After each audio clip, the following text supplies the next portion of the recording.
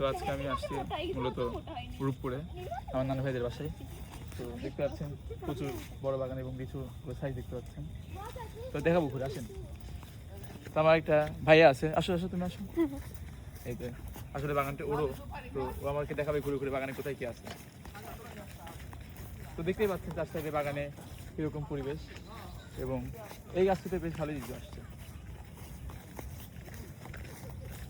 And আসলে আমরা আমাদের ইউটিউব চ্যানেলের এটা প্রথম ব্লগ, এটা অ্যান্ড ফার্স্ট টাইম আমরা ব্লগ করতেছি, তো কিছু একটু সমস্যা হতে পারে। এই যে এই গাছটা দেখো তুমি, আসলে এই বাগানে প্রায় আমাদের 200টা লিচু গাছ আছে মূলত।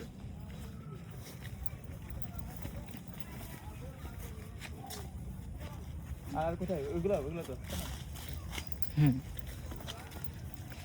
এই লিচুগুলো এখন পাকি নাই, আসলে আরো 10 দিন যাবে, প্রায় 10 দিন গেলে এগুলা পেকে যাবে লিচুগুলো। তো আমরা এখন একটা লিচু টেস্ট করব। আসো একটা লিচু আমরা টেস্ট করি, দেখি কোন লিচুটা খাওয়া যায়, বড় হয়েছে কোনটা। চল এই গাছটা থেকে আমরা একটা লিচু দেখি কেমন লাগে।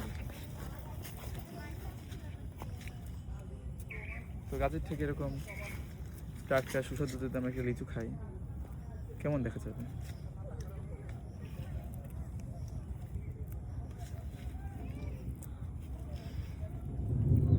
তখন লিচু খাবো মূলত।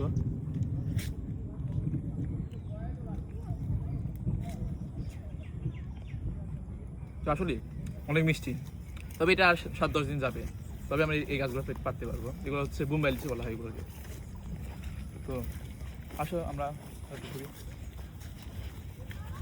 এই বাগানগুলো পুরো দেখাও একটু ভিডিও করে, চারদিকে কত বড় বাগান আছে, জুম জুম করে সব দেখা।